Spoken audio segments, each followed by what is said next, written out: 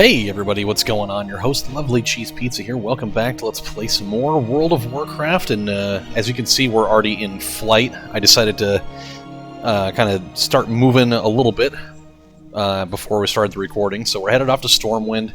We're going to go take care of this little quest chain here, if there even is a bunch of different steps to it, and then we'll be making our way over to Westfall to start our next little chain of quests. So we had a really productive episode last time. We got a couple of achievements. We got to see a little bit of the Darkmoon Fair.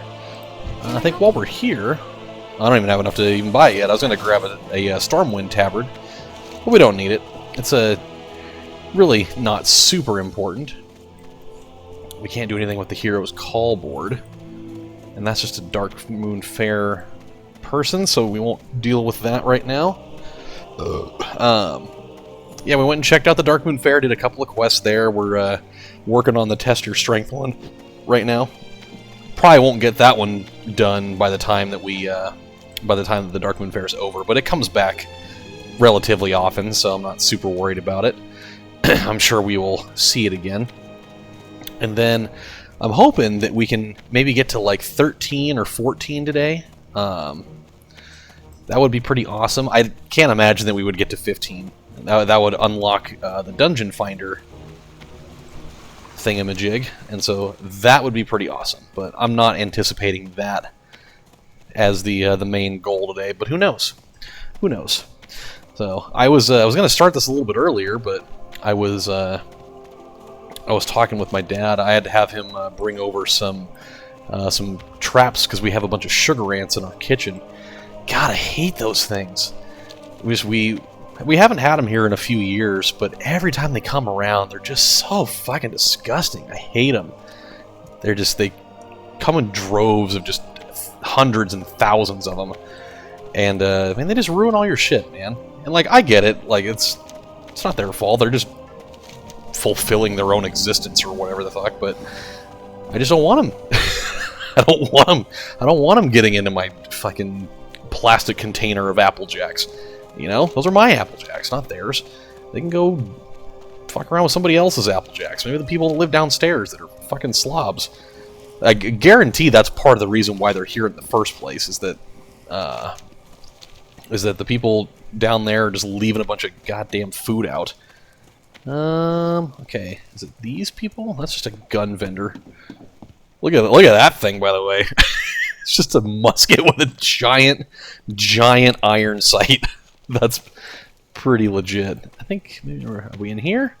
Is that where we're at? Ah, there he is. There's the man. What can I do for you?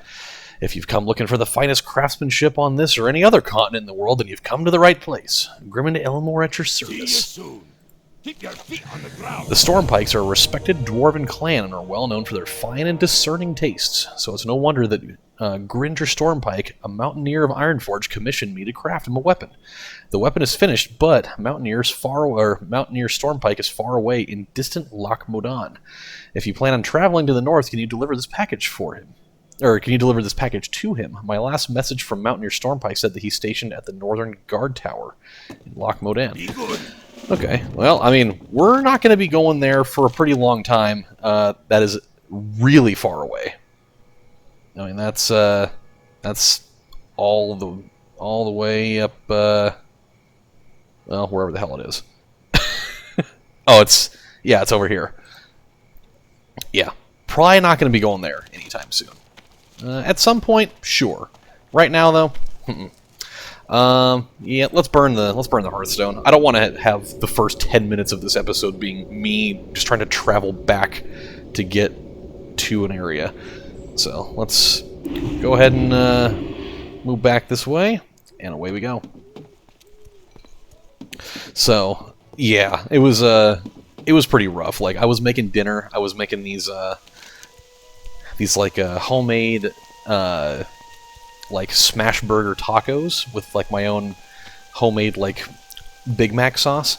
It was really good, actually. It didn't start out very good though. The very first one, I just absolutely fried the shit out of it. But once I kind of got the hang of it, then it was okay. But while I'm sitting here trying to clean up, I and I've known that we've had these for like a week, but we only had just like a couple of them just scattered around. But then we look over there, and there's just like probably like 30 or 40 of them crawling up the walls right over by the sink, going up towards the pantry and shit. And it's like, all right, this is gonna get bad. And so my dad brought over like this. It was like this big old plastic syringe that had like this. It looked like LA Looks hair gel on the inside. It was like this gel bait that's for ants and cockroaches. And so I just lined like the windowsill and like this one little crack over by the sink, and like kind of along the wall where they've been traveling around. And they'll take that back down into their little anthill or whatever, and it'll kill all of them. And then I had some these little tarot trap tent things that I put up against the sides of the counters where they've been wandering around. I'll see in the morning when I leave for work how many of them I trap overnight. So that'll be good. Nothing will be, and I've told this story before, but it's been a long time, but nothing will ever rival what happened. It was probably, I don't know, 10 years ago, when I was still living with my parents at the time. And my office, for people that have been here for a long time, they know that they remember when I used to record in the office at my parents' house. It was out in the garage. And one night I had been working on videos and stuff. I come inside at like 3:30 in the morning, so I was going to make something to eat, because I had pulled a pretty late night that night working on videos and stuff. And I open the door to the garage, and I start walking in, and I just see like this thick black line, like going all the way down the hallway where the pantry was, and like into the kitchen. And I'm like, what the fuck is this? And then, because I was pretty tired, and it was really dark in there, but I looked at it and I was like, is that moving? And I turned the light on, and I'm dead serious. It was like 15,000 sugar ants just all moving in a line that was probably about like this thick, which for ants, that's fucking crazy. And it freaked me out. And then I opened up, I saw that they were kind of like arching up the wall into the pantry, and I opened up one of the cabinets, and there were thousands of them in there. It was so gross. Oh man. It makes me cringe thinking about it. It was the most ants I had ever seen in a concentrated area in my entire life. It was like, I just went over there and I just started like stepping on them. Like I put a shoe on, I just started stepping on them, and like I could put my foot down flat, and like half of my foot was covered. It was crazy. So, needless to say, it was pretty ridiculous. Oh, wow, we got the clue really fast there. Okay, well that got completed a lot faster than I anticipated. Let's just move straight ahead here, see if we can go get the Murloc clue really fast. We did learn a couple. Ooh. Oh. Oh, he caught me. He caught me in the act. But now we're gonna kill him, so it's fine. Cool.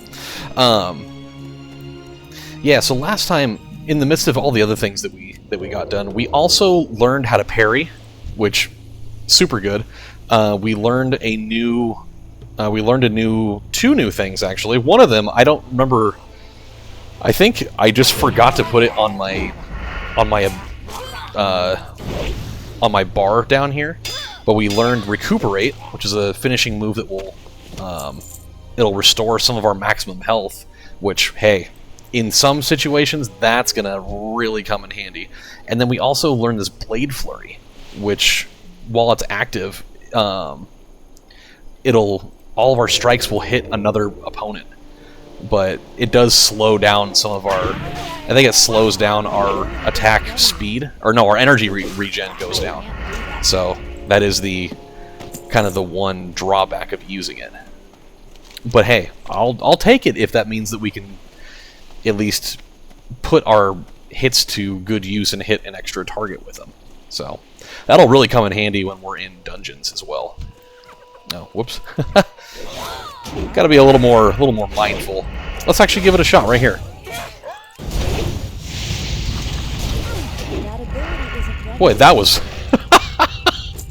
God, that is so much better. I can't even tell you how much better that was. That was ridiculous. Just like to think, whenever it was that we gained that ability, think about all the times we could have used that earlier on when we were fighting like the kobolds and shit. Boy, that would have been so useful. Okay.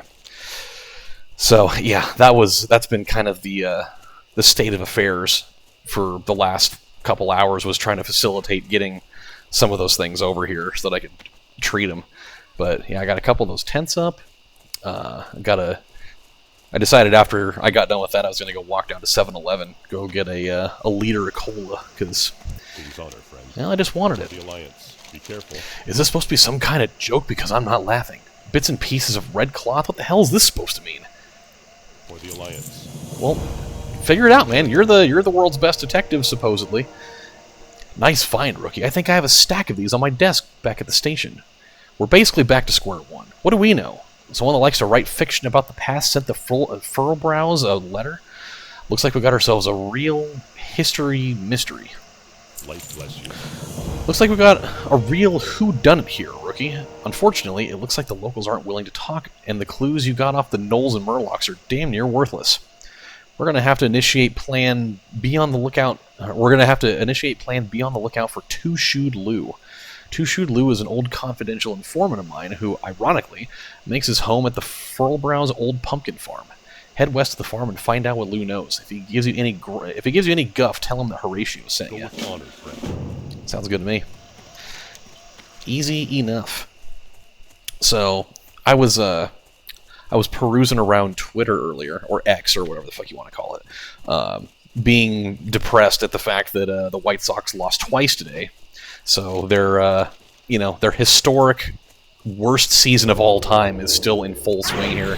They only have like 27, 28 games left, and they have to win like 11 of those in order to not have the worst season in the history of modern baseball. And I'm pretty certain that there's no way they're going to pull that off. I mean, they haven't won more than 9 games in a 30-day span, or like in a 30-game span, pretty much all year. So something tells me that they're gonna be setting the all-time record, and I'm not gonna be happy about it. And they had the chance to win one today, man. They almost had a walk-off home run against the Rangers. Andrew Vaughn bombed one, and it was probably like a good foot and a half over the fence. But whoever was their left fielder made a hell of a play. I mean, he scaled the wall right, and his timing was perfect. And he, like, full extension reached over the fence and robbed it. And that ended up, I think, was either the second or third out. And it won him the game. So, I mean, cool on him for it. But, God, the White Sox are like 30. They're like 31 and 104 now or something like that. It's so depressing. But oh well. Look, we ain't got room for no more. Horatio sent you. Right then. How can I help you? He's not here, is he? He knows I wasn't hiding from him, right? Was just trying to stay low and all that, you know? Listen, I really shouldn't be talking to you, but I owe Horatio a favor or two. I don't really know nothing about what happened to the Furlbrows, but I might be able to point you in the right direction. He hands us a large crate that he clearly doesn't, but whatever. That crate used to be my home before I struck it rich. Now I'm living the life every hobo dreams of. A run-down shanty. With light inside. So, you take that there living crate and head to the Jangalode mine, southwest of here. Head to the back of the mine, and once there, hide in the crate. Okay. Sounds pretty good. That is such an awful way to spell Jim. With a silent B. That is terrible. Jim Candles McCannigan.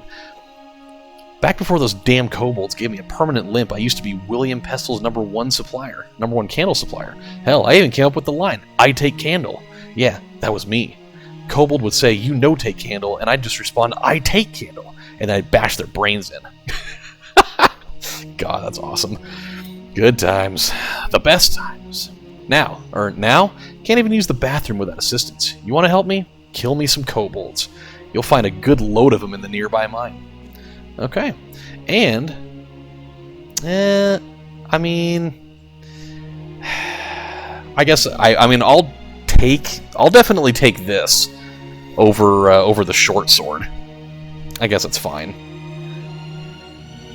Yeah. Okay, yeah, that's fine. That's whatever. It is a significant upgrade in damage, if nothing else. So, but yeah, so I was perusing around on Twitter, looking to get my mind off of how awful that was, and I saw that GameStop is releasing a new storefront where it's devoted solely to just selling like retro games.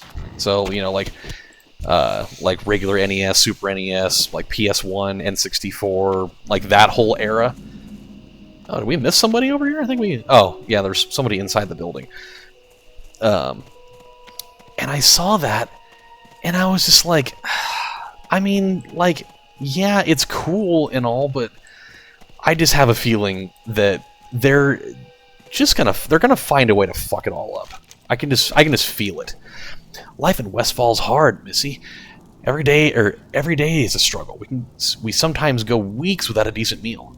That's why it's important that we all help each other out. Maybe you can lend a hand, eh? I'm making dirt pies and need some ingredients. Get me some fresh dirt from the pumpkin patch out front and a bundle of coyote tails. You'll find coyotes wandering around the wilds of Westfall. Get moving. We got mouths to feed. So yeah, I saw that and I was just like, dude, you guys are going to find a way to fuck it up. I mean, you guys are going to end up probably charging way too much money for these things. You guys probably won't even have like the best selection, and for all the games that are decent that people actually want, you're gonna make them unaffordable. And then it made me depressed because it's like, man, there are definitely some old retro games that I would love to get my hands on that I know I'm probably not going to be able to find in a lot of places. And I know that if I were to find them there's no way I'd be able to afford it. Like, I've been wanting to reacquire a copy of Mars Matrix for Dreamcast, which was kind of like one of those like vertical scrolling bullet hell shooters that I had at one point back. I don't know, back when I was in high school. I had picked it up from Toys R Us. Back in the day when Toys R Us was still a fixture around here before they went and died. And I didn't realize it, but when I got rid of my Dreamcast, I got rid of that game, I didn't know that it was actually, truly worth something. Otherwise, I would have held on to it. And I've had one hell of a time finding it anywhere since then that was, a price that was semi-affordable. So, the idea that GameStop's going to have a storefront devoted solely to retro games seems really cool at base value, but I know that, it's going to be a fruitless endeavor. And then I somehow navigated over to this other site that also, sells retro games and stuff. I don't remember the name of it now, but they had a whole section devoted to rare and uncommon games. And so I was kind of scrolling through there, and there was a PS2 game that I remember back in the day. I had never played it, but I do recall seeing it on like some different top 5 lists. I think it was like a horror game. I can't remember, or like a mystery game or something. It was called Rule of Rose, and I saw that the running price for that game was fucking insane. Like, it was going for like $800 a copy, and I'm just sitting here thinking, what? It's crazy, man. Like, whoa. Was the animation to this not different literally just a minute, like the last time we used it? Why is it different all of a sudden? Oh, why is that's so weird. The animation is different after you... Huh. Okay. That's weird. Okay.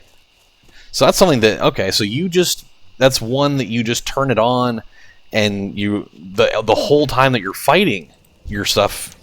okay, so that's not like a temporary buff. Like, that is just a permanent thing that's on. Interesting. I didn't even notice that. I was like, why did that icon change? And then I saw that it was up there. That really caught me off guard. That was interesting. But yeah, man, I'm so like hot and cold on it. I don't really know how to feel about it. Like, I want to be excited about it. I just have a feeling that, like, all the games that people are really going to truly want, they're not even going to really be able to get, because the going price for a lot of those are just going to be unaffordable, and then it'll push people away from it. And like the prices for consoles probably won't be very good, and it's just like it'll be an experiment that I think is just going to completely go up in flames. Nothing would bring me more joy than to have it actually do super well and kind of, you know, kind of be another thing that helps. Not like retro gaming needs a revival of any kind, really, but it would be really awesome to see it be something that helps stimulate some extra growth. I think anytime retro gaming can get, you know, a little shot in the arm is always a good thing for the industry. Let's pick the pocket, and then we kill him. You no take handle. I stab you in the face. And then I do 30 points of damage after you're already dead. Here we go. That ability isn't ready yet. Yeah, I'm excited to see what kind of damage that we do once we get that mace.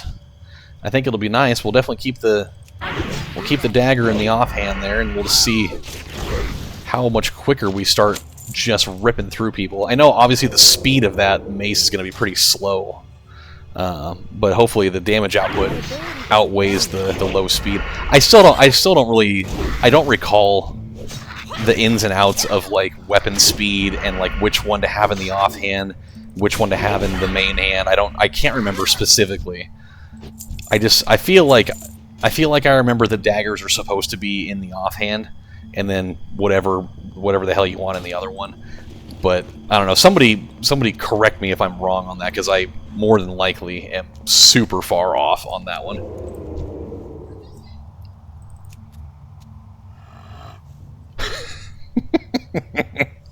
He's like, what the fuck was that? Yeah, go ahead, turn around.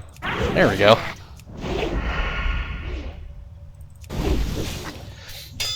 I always thought it was kind of funny, like in any type of game like this, where you know you fight people and you kill them and you loot their corpse, that they always just have, in some situations at least, they always just have some of the weirdest things that you can loot off of them.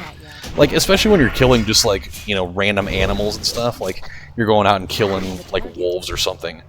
Like I was playing yesterday, and I had a quest just to kill, you know, like some bears or something, and I was out killing them, and like one of them dropped like a two-handed axe, and I'm sitting here thinking, like, logically, how in the hell did a bear manage to have an axe, like a two-handed axe on him?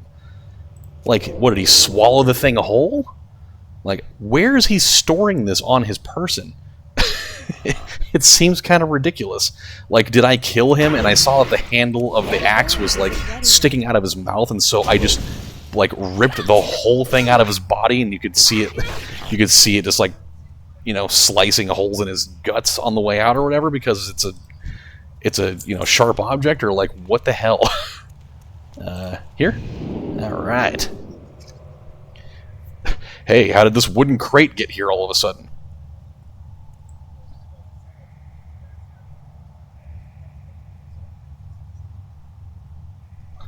Also, I love that this like two-headed whatever the fuck is also basically just like an ogre version of fucking Kano from Mortal Kombat. Like, look at this whole fucking situation over here. Like, if there was like a red eye in it, it's absolutely Kano.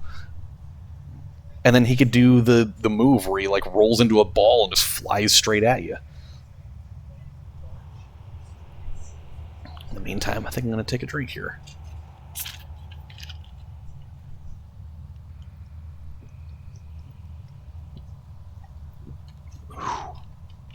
Tell you what, man. There's something about Coke.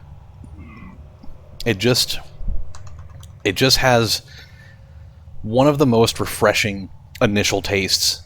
What the hell? Why are there just some shades out here? There's just a couple of spirits hanging out back there. Like, what's the deal with that? Who the hell are you?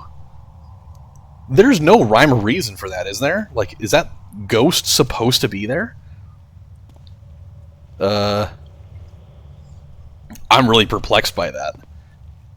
And now he's gone. Oh, I know, he's over here. What is the deal with that? Okay. Yeah, so he just kind of comes and goes. That's so weird. Huh.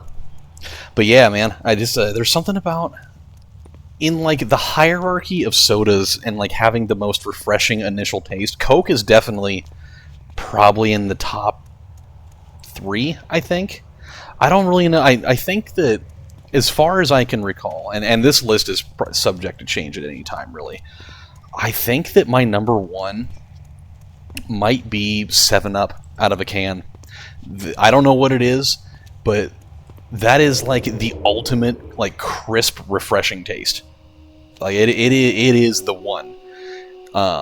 And like Sprite's up there too, but 7-Up is so much more. It's so much more like sharp. There's something to it that just the like Sprite and like Starry and all those, they just don't have it. And like RC Cola is, I think that in like colas, it's Coke and then RC and then Pepsi. RC, if you've never had it before, you got to go for it. It's definitely lower on the totem pole as far as, you know, popularity is concerned, but it is legendary. My household when I was growing up was always an RC household. Who puts his hands to his ears and starts talking loudly. Stop, stop, stop, I don't want to hear it. I don't want to know and I don't care. That kind of information is liable to get you killed around these parts, but I got one bit of information for you and then we're done. A couple of thugs recently showed up at the farm causing all kinds of trouble. I don't know where they came from or who they're working for, but I know they're bad news. I may have overheard them talking about subjects that might interest you. If you're interested, you'll find the thugs back behind the farmhouse. If you get caught or killed, I don't know you. Never seen you. Good luck, kid.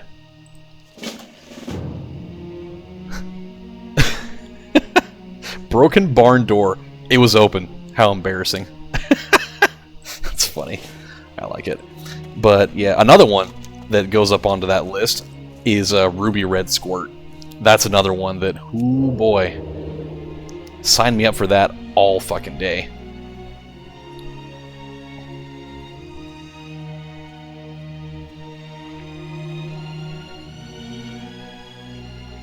I'll let these guys go off and do their little diatribe here.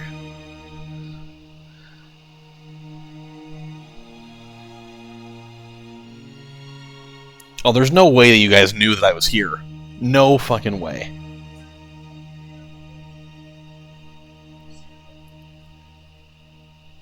Well, I mean, if that's going to be the way it's going to go.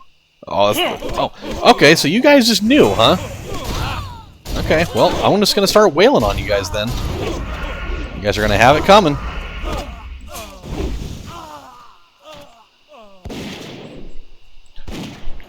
Who's firing the guns? What the fuck just happened? Someone just got fucking capped. What happened? Who's dead? Hopefully nobody. What can I do for you? We're dealing with an organization here, rookie. You don't just off the richest bum in Westfall in broad daylight and leave no witnesses. Well, which one of them was the one? I killed 4 of them. Someone with a lot of power is behind these murders. What have you learned so far? For the Alliance. So what do we know so far? We need to follow the clues. Over at the Jansen Steed, you found a water-soaked letter and some scraps of red cloth. Here at the Furlbros, you overheard a conversation between some shadowy figure and an ogre mage. You also got a confession to the murder from a bunch of thugs whom you then killed. Something isn't adding up, rookie. There's an old couple southeast of here at the Saldine's farm. Head over there and speak with Farmer Saldine and find out what he knows. Light bless you. Seems good enough for me. We still haven't figured out if anybody got shot and killed. If there's one thing that we know about this place, it's that whenever anybody dies, they just immediately disappear. Or if you offer them 2 copper, they also just disappear after they say anything. 17 of these! Holy smokes! Wow, that's a lot. Yep, we're going to be making a lot of those. However many we can make. That seems like the move.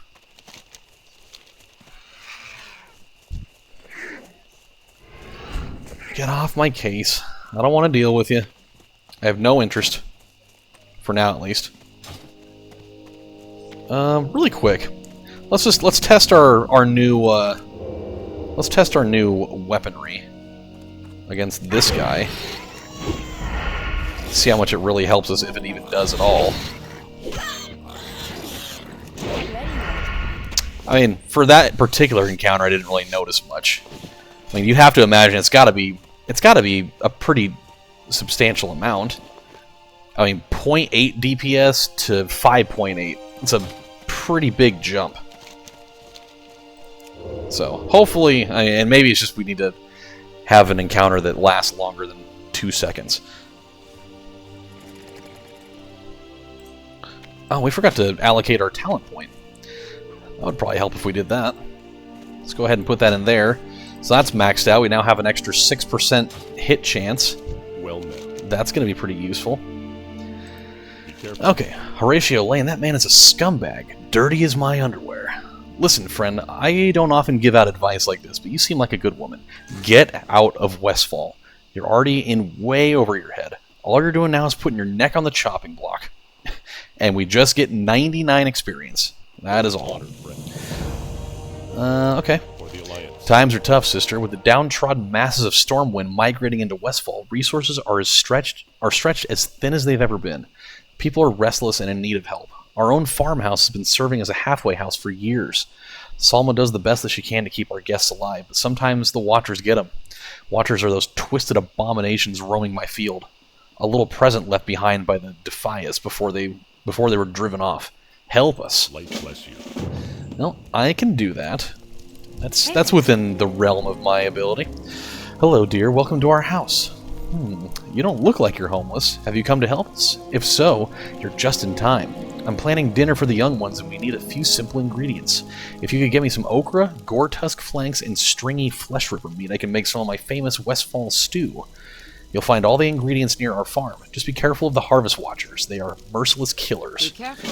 Well, lucky for you, I have the quest to deal with those, so we will. Is that really what an okra plant looks like? I don't think I've ever actually seen okra not just already prepared and made before. I need to get closer. I sure... Oh, okay. I need to get closer, but I also just need to be seen by him. Ooh, 138. That felt pretty good.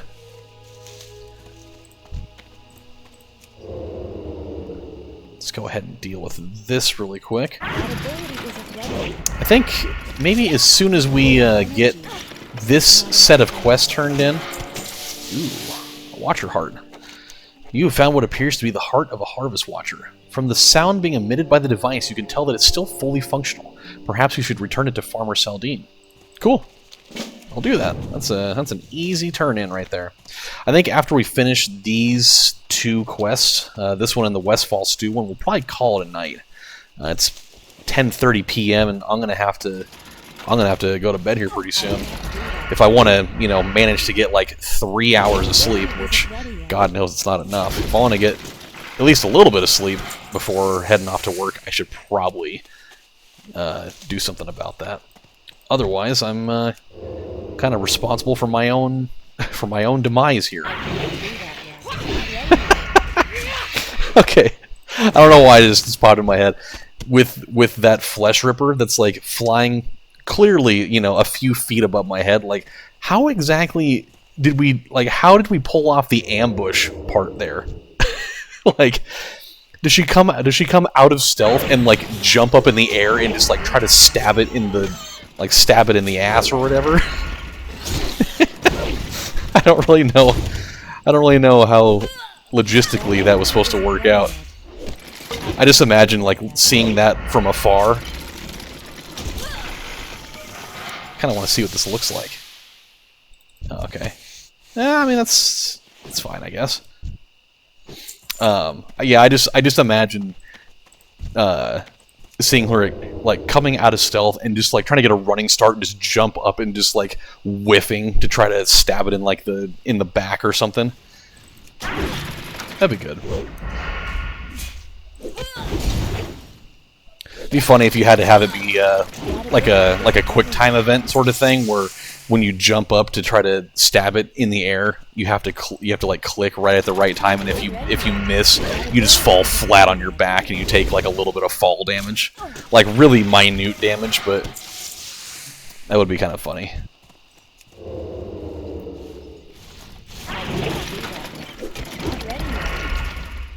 I don't have enough energy. I'm gonna have to find. I'm gonna have to find a new. Just dawned on me. I'm gonna have to find a new anime to watch. I just finished. I finished season 3 of Kangen Ashura today. I totally forgot about that. Man, definitely not the way I thought I was gonna finish up either. I really spoiler alert for people that haven't seen it. I really thought in the last. I really thought in the last battle there that that Oma's character was going to win the tournament. Totally did not think that he was going to lose that. I mean, usually, you know, conventional wisdom a lot of the time is that the main character, they're going to find some sort of completely ass-backwards way of, you know, getting the main character to come back from, you know, certain death or whatever, uncork this one fucking, you know, last-ditch effort move that they've never done before that somehow is the savior of all things, and it works to perfection or whatever. Totally not the case here, though. I was actually really surprised. It's one of the few times that I can recall in like a tournament arc, in like a tournament arc type of thing where the main character just straight up just doesn't win. It was actually kind of refreshing to be fully honest with you. Like, so many times they pull that move where it's like, all right, don't worry, we're gonna find a way to have them come out on top. And it's like, you know, obviously, yeah, it's cool for like the feel good thing, but sometimes, like, I'm more interested in the ramifications of like how does the story progress when the main character doesn't win, and then like, you know, what happens from there. So like, that was cool. It kind of added a little bit of something refreshing that I kind of needed for once. Because that is definitely a show trope that I guess I could say I've kind of mildly grown tired of. Where it's like, I mean, he's gonna win somehow. How is he gonna do it? Oh, come on. What power of friendship move are we going to channel here where, you know, they're just about ready to die, and then, you know, you get the disembodied voiceover where you have to win this because you told me that you would never lose. Oh my god, he's right. And then you just get filled with the rage of the fucking Titans or whatever, and then you do something that is absolutely physically impossible. That there's no way that a guy that's had, like, you know, both of his arms broken and, like, you know, been impaled through the stomach and just hemorrhaging blood all over the place and all these things, just all of a sudden be like, oh, I got it. I'm gonna channel every last bit of energy that I totally don't have, because I remember my friends telling me that I wasn't allowed to lose, and so naturally, that's the one thing I've been missing this entire time while I've been having my face beaten into a bloody pulp for the last half an hour. So yeah, it was pretty cool. A damn good show. Like, I really loved Kangen Ashura. It was really cool to have one that it was for, like, a lot of the fight scenes, even though later on they got to be kind of ridiculous in certain aspects. There were a lot of really cool, like, technical aspects to it, where, like, it was cool that they would really try to go in depth and explain how some of the moves worked, instead of them just being like, you know, the character, you know, yelling the name of a move and then doing it, and it's something that's just completely absurd. Like, at least a lot of the time there were moves where it's like, oh, that seems like a vaguely tangible thing that could happen. For the most part, I mean, there were some things where it's like, I don't think that a human body can do that. But there were some things where you're just like, oh, damn, that move's kind of fucking nuts. And that's something that, you know, that maybe I could do that if I were actually really good at martial arts of some kind. So yeah, it was really cool. And like the animation style of that anime was really cool too. It just had a very interesting edge to it, I guess. Thank you, sister. You've done Solomon and I a great service, and I promise it won't soon be forgotten. I don't have much money, but you're welcome to what I do have. Be careful. Okay, so let's turn this in also. Honored friend. Is that the heart of one of the Watchers? I've heard stories about using one of these to power up a Watcher for personal use. Of course, I'm really in no shape to try such things myself. Be careful. From what I've heard, all you really need to do is find a suitable harvest golem and drop in the heart. Once you've done that, you should be able to take full control of the creature. I think there's a whole field of overloaded harvest golems west of here, at the Molson farm. Look for the arcs of electricity. Should you manage to get it working, use the golem to destroy the energized harvest reapers at the old Molson farm. Those monsters are much more destructive than the ones on our farm. Oh, yeah, we did see those. When we were out questing over here, I did see an area that had a bunch of those leviathans just kind of sitting in the field with big old arcs of electricity floating around. Boiled boots. I don't know why that's so funny. Actually, I know why it's funny. It reminds me of the episode of SpongeBob where he gets the boots from Mr. Krabs, and then it just drives him absolutely fucking insane. And then he steals the boots from him while he's sleeping, and then he goes and he literally boils them and eats them. Might be with you. I forgot about that. Honored friend. It's been many years since anyone has offered to lend us aid. Had you not come along, we might not have made it through the coming winter. You've proven yourself to be a selfless individual, a person that we can trust. I only wish we had something of value to offer you. While I have no information to assist you in your crusade to bring the Furlbrow's murderer to justice, perhaps my wife can help. Speak to Salma inside, and she will tell you what you need to know before you leave. Okay, so we'll go talk to her really quick, and then once we're done with that, we're going to stop for the evening, because yeah, it's 10:45. I need to get ready for bed. I'm really going to be